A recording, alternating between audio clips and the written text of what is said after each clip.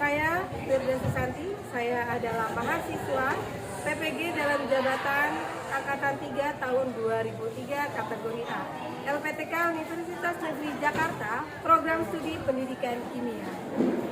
Hari ini saya akan membuat materi pembelajaran dengan materi larutan penyangga.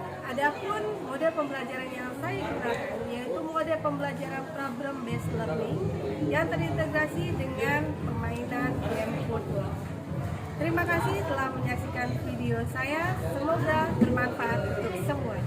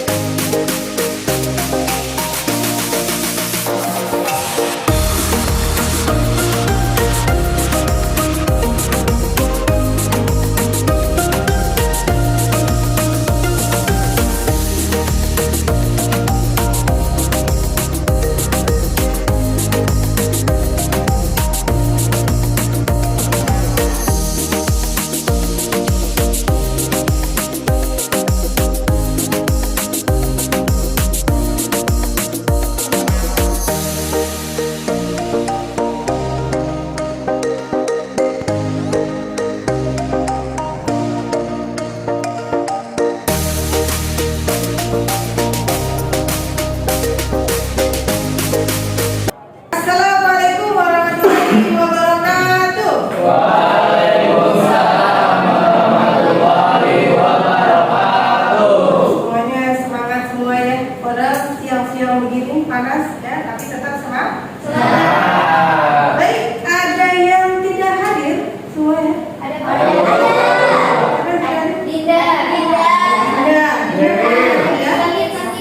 Sakit.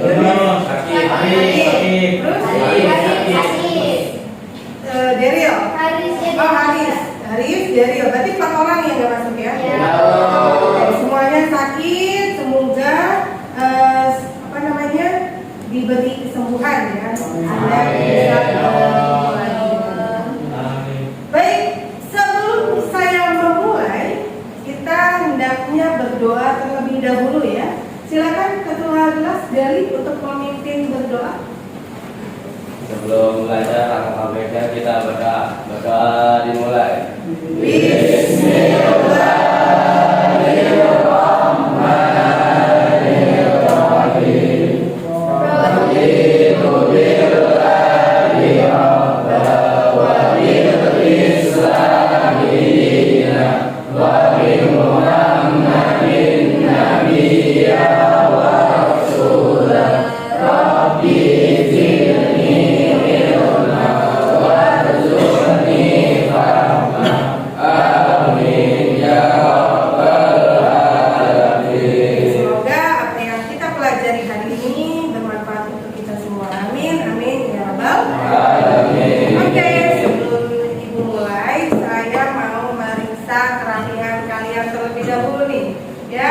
Yang masih ada sampah di kolom-kolom mejanya, silakan dibuang terlebih dahulu. Oke, baik semuanya. Tadi kita sudah berdoa, kemudian kita sudah merapikan diri kita untuk bersiap belajar. Nah, untuk menumbuhkan jiwa nasionalisme kita bernyanyi dulu ya. Maju tak kita. Hafal semuanya? Silakan berdiri dulu.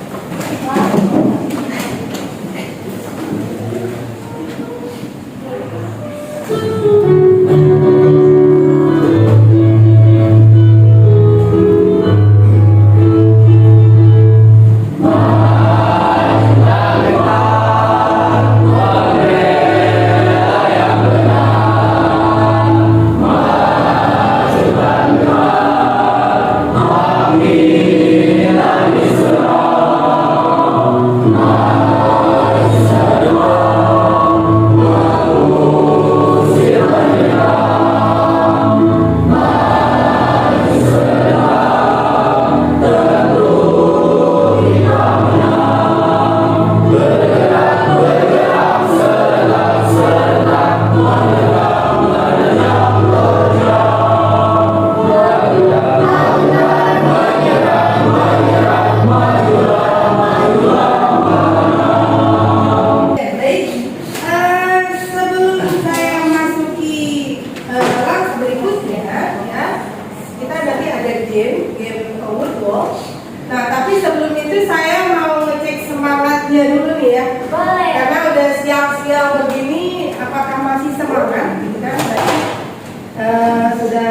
pelajaran-pelajaran yang lain kita cek dulu ya.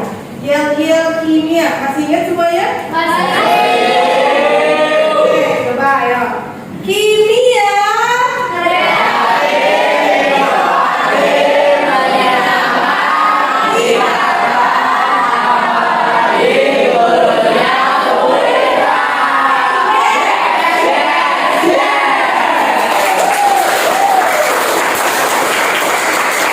Sebelum saya masuki ke materi larutan penyangga, saya ingin tahu dulu nih, seberapa ingatkah kalian tentang materi asam basa, ya? Tahu konsep pH? Coba silakan dibuka handphonenya, gadgetnya, linknya sudah saya berikan di grup kalian ya.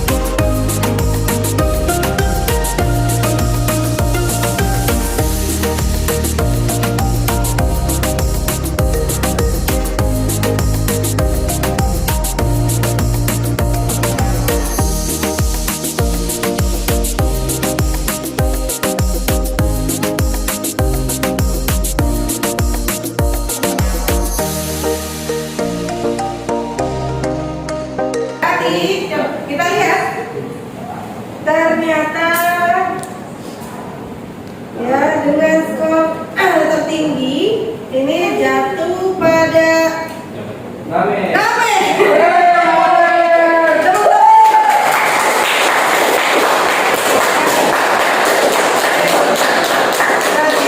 Paham ya, masih ingat tentang materi asam basa. Sebelum ini kita duduk secara berkelompok terlebih dahulu dengan kelompok yang sudah dibagikan kemarin. Silakan duduk berkelompok. Kita lihat dulu ya. Baik semuanya, tadi kalian sudah bermain dalam word wall ya. Nah di dalam word wall itu saya mau review lagi ya. Untuk pH asam, bagaimana untuk menghitung pH asam? Siapa yang mau jawab? pH sama dengan? Ya silakan Aulia. Min log H plus. Oke, min log H plus. Ada yang benar nggak jawabnya? Min log H plus. Kemudian pH basah. pH sama dengan? 14. Ya silakan Ryan. 14 minus POH. 14 minus POH. Tepuk tangan untuk Ryan. Tadi juga ada dalam games ya, dalam game pertanyaan tentang apa sih larutan penyangga yang ada dalam tubuh? Ya, ada yang bisa jawab? Yang di dalam tubuh asam fosfat ya kan? Kemudian ada apa lagi? H2PO4 dengan HPO4. HPO4. Oke, ternyata banyak sekali ya manfaat bagi kita untuk mempelajari larutan penyangga. Karena kenapa? Karena di dalam tubuh kita, kemudian di dalam darah kita juga terdapat larutan penyangga. Apa saja yang akan penyangga yang di dalam tubuh kita ya, ini yang akan kita pelajari hari ini, gitu ya. Kemudian kita juga akan mempelajari perhitungan dari larutan penyangga. Kalau kemarin kita mempelajari pH yang biasa kan? Iya. Sekarang kita mempelajari pH untuk larutan penyangga. Nah, tujuan kita mempelajari ini adalah peserta didik akan mampu mendeskripsikan definisi larutan penyangga dan penerapannya dalam tubuh. Kemudian peserta didik juga akan mampu menghitung pH larutan penyangga. Baik, kalian sudah duduk dalam berkelompok ya. Itu berkelompok itu sesuai sama kelompok yang sudah kita bagi kemarin ya, sesuai sama tes diagnostik kemarin. Nah, saya akan bagikan dulu LKPD-nya. Kelompok 1 yang mana? tadi sudah kita bermain dengan unsur. Seru gimana, menyenangkan nggak? Oke. Nah, sekarang saya mau tanya dulu, apakah kalian senang makan bakso? Senang. Ada yang kalian bakso? Enggak ada ya? Terus apa? Oh, nah, selanjutnya di warung bakso itu ya, pada warung bakso itu pernah lihat dia cuka? Cuka pasti cuka. Pernah apa? Pernah setiap makan bakso itu pasti naruh cuka? Enggak, suka ya? Bagus sih. Tapi kira-kira apa pengaruhnya pada gigi kita? Udah kan?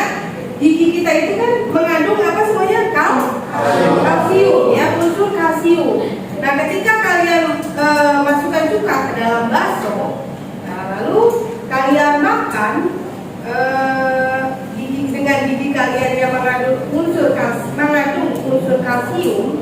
Nah, apakah nantinya akan mudah keropos gigi kalian?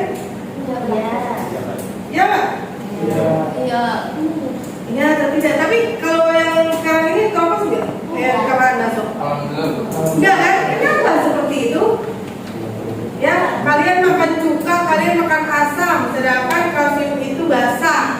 Ya, kenapa gigi kalian itu tidak gampang keropos? Karena di situ ada yang namanya larutan penyangga. Jadi ada yang namanya buffer di dalam mulut kita, di dalam tubuh kita, seperti itu ya. Paham? Kita saksikan dulu video ya, tayangan video yang ada di dalam di depan sini ya. Bentar.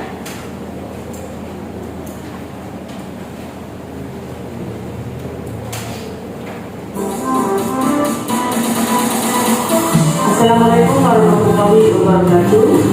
Kita akan belajar tentang peranan larutan penyangga dalam tubuh makhluk hidup. pH darah dalam tubuh makhluk hidup sekitar 7,4. Larutan penyangga dalam tubuh berfungsi sebagai penyeimbang pH tubuh. Ada 4 larutan penyangga dalam tubuh makhluk hidup. Yang pertama, larutan penyangga fosfat. Yang kedua, larutan penyangga karbonat. Yang ketiga, larutan penyangga hemoglobin. Yang keempat, larutan penyangga asam amino atau protein. Yang pertama, larutan penyangga karbonat, yaitu H2CO3 dan HCO3- terdapat dalam ekstrasel darah. Di dalam darah ya. Pada saat tubuh kelebihan basah atau pH tubuh naik, maka reaksi yang terjadi adalah H2CO3 bereaksi dengan ion OH- akan membentuk HCO3- dan H2O. Pada saat tubuh kelebihan asam atau pH tubuh turun, reaksi yang terjadi adalah ion HCO3- akan mengikat atau bereaksi dengan ion H+ membentuk H2CO3. Perbandingan konsentrasi antara H2CO3 dengan HCO3- dalam darah sekitar 20:1.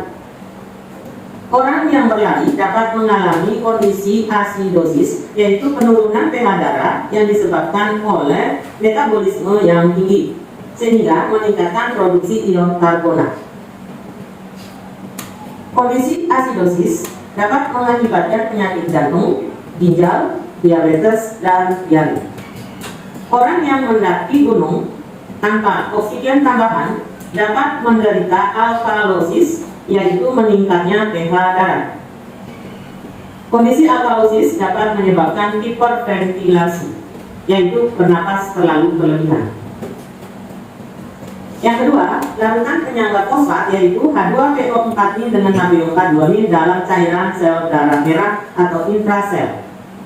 Ketika dalam proses metabolisme dihasilkan zat yang bersifat basah atau pH tubuh naik, reaksi yang terjadi adalah H2PO4- akan bereaksi dengan ion OH- membentuk HPO42- dan H2O. Ketika dalam proses metabolisme menghasilkan senyawa yang bersifat asam atau pH tubuh turun, reaksi yang terjadi adalah HPO42- mengikat H+ membentuk H2PO4-. Penyangga fosfat juga terkandung dalam air liur untuk membantu menetralkan asam yang masuk ke dalam mulut yang dapat merusak email gigi. Penyangga ini menjaga pH mulut tetap sekitar 6,8. Yang ketiga, larutan penyangga hemoglobin yaitu HHB dan HbO2. Reaksi yang terjadi HHB mengikat oksigen membentuk HbO2- dan ion H+. Pada proses metabolisme, tubuh akan melepaskan CO2. CO2 bereaksi dengan H2O membentuk H2CO3 dengan pH sekitar 4, hemoglobin yang telah melepaskan oksigen akan berubah menjadi basa, akan mampu mengikat kelebihan ion H+ dari H2CO3 dan membentuk asam hemoglobin. Dengan demikian, pH di dalam darah tetap konstan. Yang keempat, sistem penyangga asam amino atau protein. Asam amino mengandung gugus yang bersifat asam dan basa atau ion ganda. Bila terjadi kelebihan asam, maka ion H+ akan diikat oleh gugus yang bersifat basa. Tetapi, bila terjadi kelebihan basa, ion kohamin akan diikat oleh gugus yang bersifat asam. Jika ke dalam 1 liter darah normal dengan pH 7,4 dimasukkan 0,01 mol HCl, pH-nya berubah menjadi 7,2 atau terjadi penurunan 0,2. Padahal, jika 0,01 mol HCl dimasukkan ke dalam 1 liter larutan yang isotonik dengan darah, seperti larutan NaCl, pH larutan berubah dari 7 menjadi 2. Oleh karenanya, berbagai obat yang dimasukkan ke dalam tubuh seperti cairan obat suntik, cairan infus, dan obat tetes mata dibuat mendekati pH cairan tubuh. Jadi, tadi terjawab ya. Tadi terjawab ketika kalian makan bakso, ya, kalau kalian masukkan cuka, nah, gigi kalian tidak mudah keropos. Kenapa? Karena di dalam mana? Di dalam air liur. Ada apa? Ada larutan penyangga. Apa larutan penyangganya? Asam fosfat. Seperti itu. Jadi banyak banget ya manfaat dari larutan penyangga ini. Ya, ada hemoglobin, kemudian ada asam amino, ada apa lagi? Ada tadi asam fosfat, asam gula. Jadi banyak sekali. Ya, kalian sudah memegang LKPD masing-masing kelompok. Ya, sudah saya bagi apa saja yang sudah dikerjakan. Di dalam LKPD tersebut ada beberapa permasalahan. Silakan diskusikan di dalam kelompok. Kemudian kalian nanti akan presentasi di depan. Ya, jadi teman-teman semua akan tahu bagaimana larutan penyangga dalam tubuh yang tadi kita sudah tonton videonya. Kemudian bagaimana rumus dari larutan penyangga. Oke, silakan berdiskusi di dalam kelompoknya.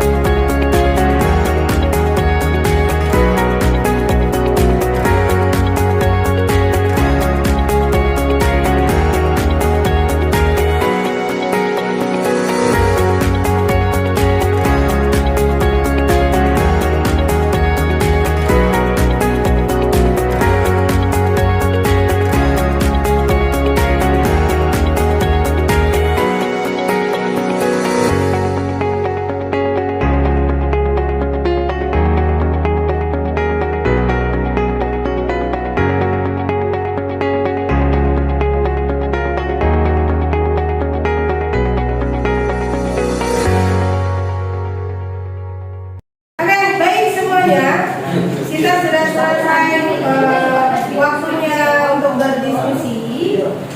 Untuk selanjutnya, Ibu minta kalian ya berkelompok maju, kemudian konsultasikan hasil dari diskusi kalian yang tadi sudah ada dalam kelompok ya.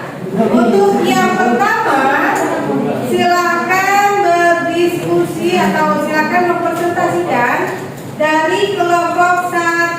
Tepuk tangan untuk kelompok 1.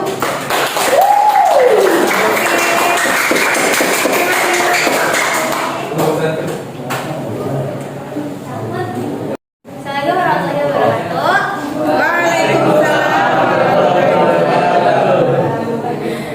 Oke, kami dari kelompok 1 ingin mempresentasikan yang tadi kami isi di LKP dari dulu ini ya. Jadi di sini saya beranggotakan 4 orang, itu termasuk saya sendiri. Saya sebagai moderator selaku moderator, saya Kesha Alvaro, juga ada Kak Bunga, Belia, Kak Bintang, dan Kak Alif. Di sini saya ingin membacakan terlebih dahulu larutan penyangga asam. Merupakan larutan yang mengandung asam lemak dan basa konjugasinya itu CH3COOH. Merupakan asam lemak dan basa konjugasinya adalah NaCH3COO. Pada larutan penyangga asam ikan ditambahkan sedikit asam kuat, maka ionnya akan jadi Na+. Nah, akan bereaksi dengan CH3COO basa konjugasinya, sehingga membentuk CH3COOH merupakan reaksi tersebut. Nah, sehingga pH akan tetap atau berubah sedikit saja. Pada larutan penyangga asam jika ditambah sedikit basa kuat, maka ion CH3COO akan ditetrakan oleh CH3COOH asam lemak. Nah, reaksi itu sama dengan CH3COOH. Nah, terus larutan penyangga basanya itu merupakan larutan yang mengandung basa lemah dan asam konjugasinya NH3, merupakan basa lemah dan asam konjugasinya adalah NHYCl. Pada larutan penyangga basa jika ditambahkan sedikit asam kuat, maka ion NH4 positif akan dinetralkan oleh NH3 dengan basa lemah. Dengan reaksi berikut, NH3 ditambah H positif sama dengan NH14.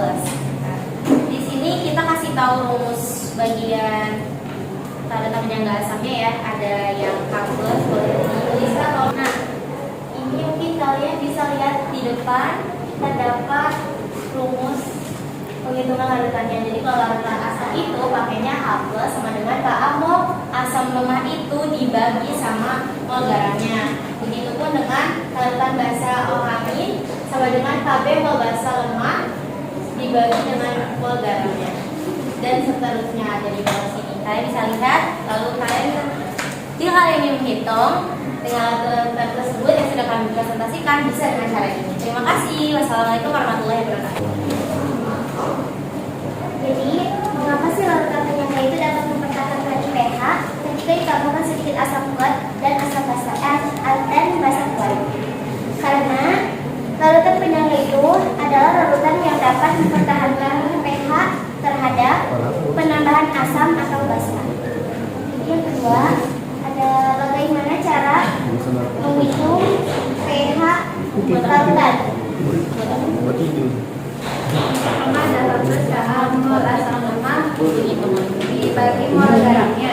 Yang kedua OH- KB sama dengan KB mol basa lemak dibagi mol garamnya. Adanya ambil sama kayak gini ya. Larutan penyangga asam adalah larutan penyangga bersifat asam. pH-nya ini berada di angka 7 yang dibuat dari asam lemak seperti CH3COOH, HCN, H2CO3 dan ditambahkan basa penfungsi. Dalam manusia dalam keadaan normal mempunyai pH sebesar 7,4 yang dipertahankan pH-nya oleh 3 sistem basal atau penyangga, yaitu penyangga monoklin, penyangga fosfat dan penyangga karbonat. Pada cairan intrasel terdapat sistem basal atau penyangga yang disebut penyangga fosfat.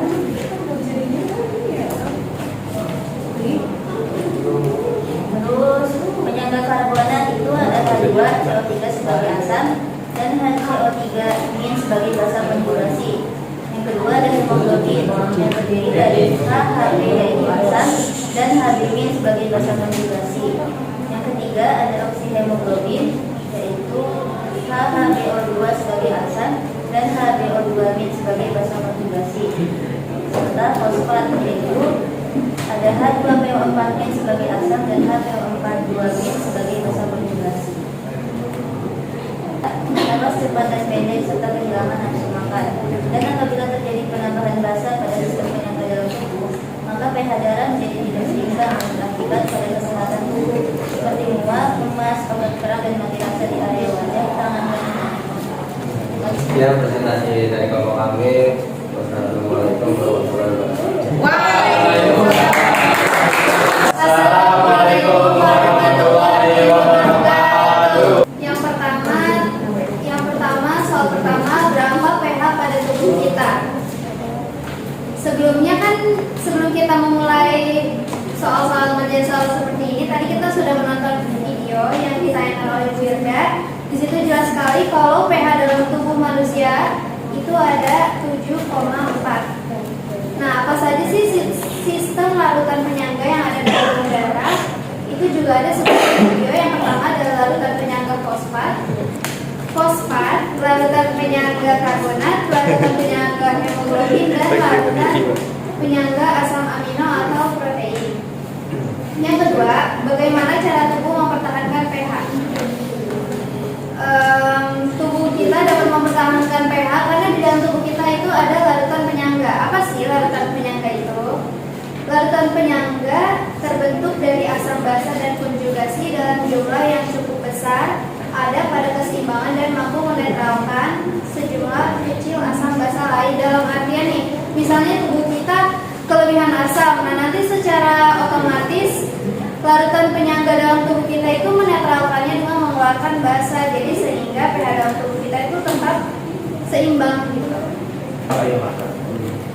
Agar tidak menimbulkan iritasi yang mengakibatkan rasa perih bahkan kerusakan pada mata. Yang keempat, mengapa larutan buah dapat mempertahankan pH-nya? Alasannya karena larutan penyangga terdiri dari pasangan asam basa lemah yang akan melepaskan atau menyerap ion H+ dalam larutan. Baik semuanya, tadi sudah kalian sudah mempresentasikan ya hasil dari diskusi kelompok kalian. Dan kemudian mari kita sama-sama menyimpulkan kembali apa-apa yang sudah tadi kalian sampaikan di depan ya. Yang pertama, apa saja sih ya 4 jenis larutan penyangga yang ada dalam tubuh kita? Ada yang bisa jawab? Ya, ya silakan. Asam-asam itu. Iya, silakan. Fosfat, karbonat, hemoglobin. Iya, sama Asam? asam amino. Oke, tepuk tangan.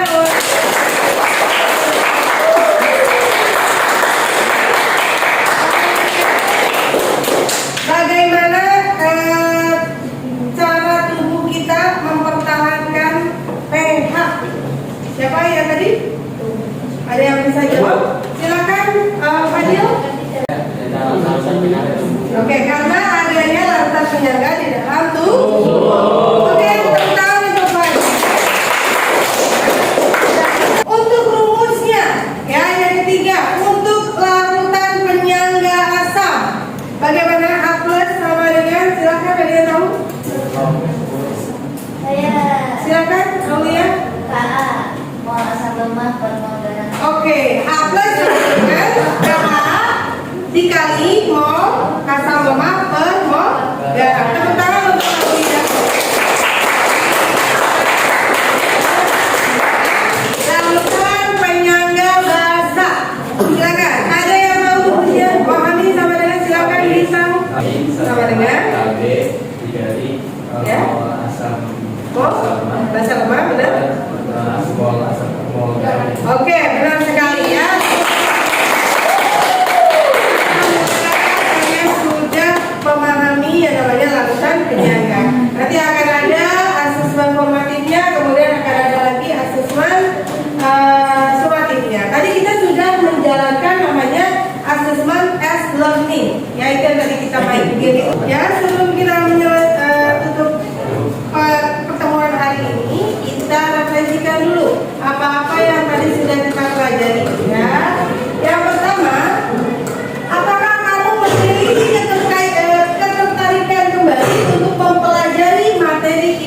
lebih lanjut? Iya. Nah, untuk tadi permainan tadi bagaimana? Menyenangkan atau tidak? Dan apa yang paling berkesan? Main game. Ya, main game apalagi. Ya. Berdiskusi, Iya. presentasi ya, itu kalian sama ya. Kemudian apa yang ingin kamu pelajari secara mendalam tadi untuk materi selanjutnya tentang kimia? Tadi tentang cuka, kemudian tentang apa lagi yang dalam kehidupan sehari-hari? Nuklir. Apa? Nuklir. Nuklir lagi ya. Oke, insya Allah nanti kita akan pelajari ya. Baik. Semuanya sebelum kita tutup, marilah kita berdoa terlebih dahulu agar apa yang tadi kita telah pelajari itu bermanfaat untuk kita semua. Amin. Silakan kelas Gali untuk memimpin berdoa kembali. Sebelum pulang sama baiknya kita berdoa dimulai.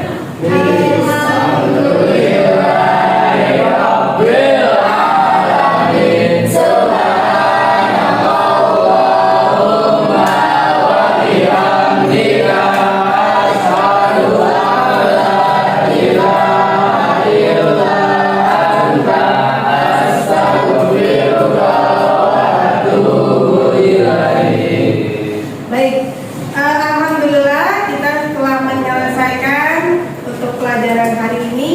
Ibu harap ya kalian nanti akan membaca kembali tentang larutan penyangga.